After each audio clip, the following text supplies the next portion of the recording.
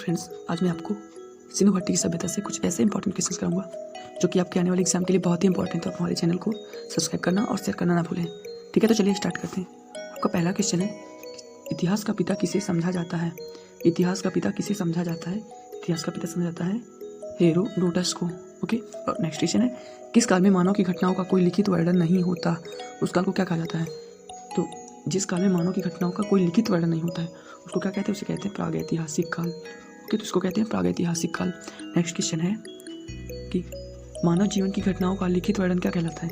कि मानव जीवन की जो भी घटनाएं होती हैं उसको अगर किसी बुक में लिख दिया जाता है तो उसको क्या कहते हैं? उसको इतिहास कहते हैं। उसी को क्या कहते हैं? इतिहास कहते हैं। और अगला क्वेश्चन है कि आग का आविष्कार किस में हुआ था? किसका आविष्कार? आग का आविष्कार किस युग में हुआ था? आग का आविष्कार कब हुआ था? पुरापाषाण काल में। और अगला क्वेश्चन है, पुरापाषाण काल में मानव की जीविका का मुख्य आधार क्या था? यानी कि मानव अपनी जीविका को किस प्रकार चलाता था? तो किस प्रकार चलाता था? शिकार करके। मतलब कि पुरापाषाण काल में मानव की जीविका का मुख्य आधार था शिकार करना। ओके, और अगला क्वेश्चन है, पहिए का आविष्कार किस युग में हुआ था? पहिए का आविष्कार किस युग में हुआ था? नवपाषाण काल में। ठीक है, नवपाषाण काल में पहिए का आविष्कार।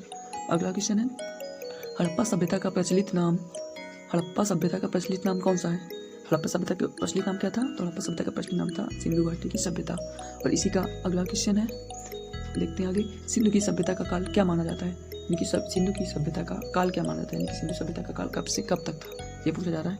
तो ये था 2500 ईस्वी पूर्व से 1750 ईसा पूर्व, यानी कि 2500 ईसा पूर्व से 1750 ईसा पूर्व। ईसा पूर्व में याद रखना। ठीक है, और आपका अगला क्वेश्चन है कि सिंधु की घाटी सभ्यता में सर्वप्रथम घोड़े के अवशेष कहाँ मिले हैं? यानी कि घोड़े के अवशेष सर्वप्रथम सिंधु घाटी सभ्यता में सर्वप्रथम घोड़े के अवशेष कहाँ से मिले थे?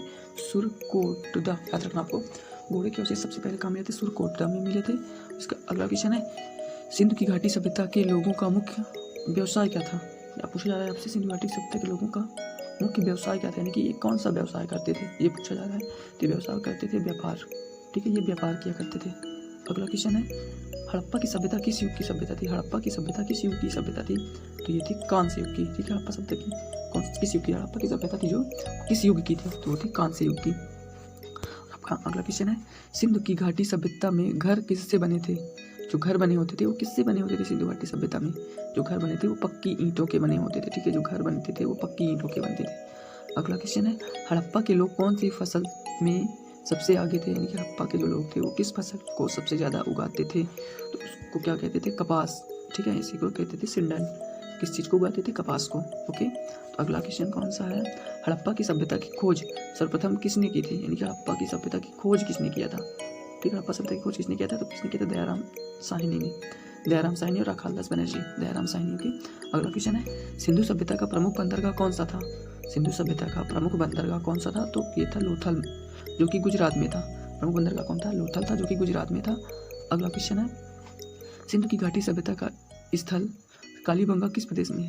यानी कि सिंधु घाटी सभ्यता में एक स्थल है, उसका नाम है कालीबंगा। वो कहाँ स्थित है ये पूछा जा रहा है। तो कालीबंगा स्थित है राजस्थान में। ओके, कालीबंगा कहाँ स्थित है? राजस्थान में। इसका अगला क्वेश्चन है, हड़प्पा की सभ्यता की खोज किस वर्ष हुई थी? हड़प्पा सभ्यता की खोज किस वर्ष हुई थी? हड़प्पा सभ्यता की खोज हुई थी 1921 ईस्वी में दयाराम साहनी और अखालदास बनर्जी द्वारा। इसका अगला क्वेश्चन है, हड़प्पा के लोगों की सामाजिक पद्धति कैसी थी? मतलब कि जो हड़प्पा के लोग थे वो सामाजिक स्थिति कैसी थी? तो थी उचित समतावादी। याद रखना क्या थी? उचित समतावादी। अगला क्वेश्चन है, नखलिस्तान सिंधु सभ्यता के किस स्थल को कहा गया है? नखलिस्तान, यानी कि सिंधु सभ्यता में एक नखलिस्तान, उसको क्या कहा गया है? उसको कहा गया मोहनजोदड़ो। मोहनजोदड़ो को क्या कहा गया है? नखलिस्तान। याद रखना। अगला क्वेश्चन है, हड़प्पा की सभ्यता में हल के खेत जोतने का साक्ष्य कहाँ मिला है? क्या मिला? हल के जोतने की साक्ष्य कहाँ मिला था? कालीबंगा में मिला था। कहाँ मिला था? कालीबंगा में। अगला क्वेश्चन है, सैंधव सभ्यता की ईंटों का अलंकरण किस स्थान से प्राप्त हुआ? सैंधव सभ्यता की ईंटों का अलंकरण किस स्थान से प्राप्त हुआ? तो ये प्राप्त हुआ है कालीबंगा से। ठीक है, ईंटों का अलंकरण किस स्थान से प्राप्त हुआ है? कालीबंगा से प्राप्त हुआ है। सिंधु की सभ्यता में एक बड़ा स्नान घर कहाँ मिला है? यानी कि जो स्नान घर मिला है वो कहाँ मिला है? मोहनजोदड़ो में। स्नान घर कहाँ मिला था?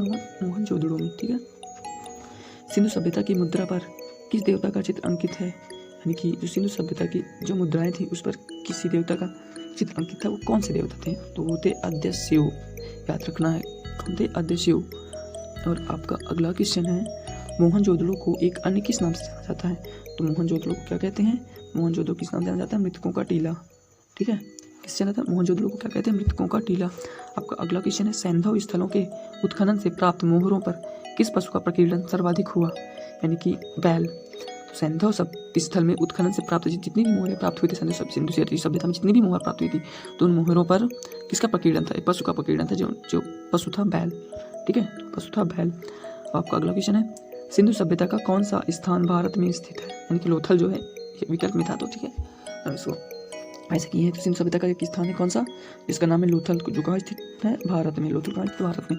अगला क्वेश्चन है, भारत में खोजा गया सबसे पहला पुराना शहर कौन सा था? यानी कि जो भारत में सबसे पुराना शहर खोजा गया था वो कौन सा था? वो था हड़प्पा। हड़प्पा ही सबसे पहले खोजा गया था। ठीक है, और इसका देखिए अगला क्वेश्चन,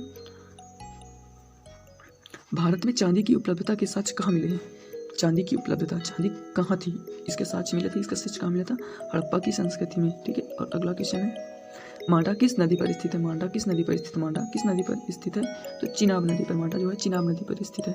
ओके, आपका अगला क्वेश्चन है कि हड़प्पा की सभ्यता का प्रमुख स्थल रोपड़ किस नदी पर स्थित था? रोपड़ जो था वो सतलज नदी पर स्थित है। रोपड़ कहाँ स्थित था? सतलज नदी पर।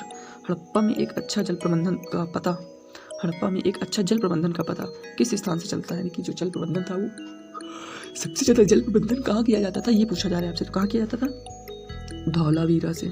ठीक है, अगला क्या है? अगला है आपका, सिंधु सभ्यता के लोग मिट्टी के बर्तनों पर किस रंग का प्रयोग करते थे? जो मिट्टी के बर्तन बनाते थे उसको जो कलर करते थे वो किस रंग से करते थे? तो लाल रंग से करते थे। ओके, अगला क्वेश्चन है, सिंधु घाटी की सभ्यता किस युग में थी? जो सिंधु घाटी की सभ्यता थी वो किस युग में थी? तो उसको कहते हैं आदि ऐतिहासिक युग। तो ठीक है दोस्तों, और आप हमारी वीडियो को ज़्यादा से ज़्यादा शेयर करना, सब्सक्राइब करना ना भूलें। ठीक है, और हाँ, ये सिंधु घाटी सभ्यता से इंपॉर्टेंट क्वेश्चन करा रहे हैं।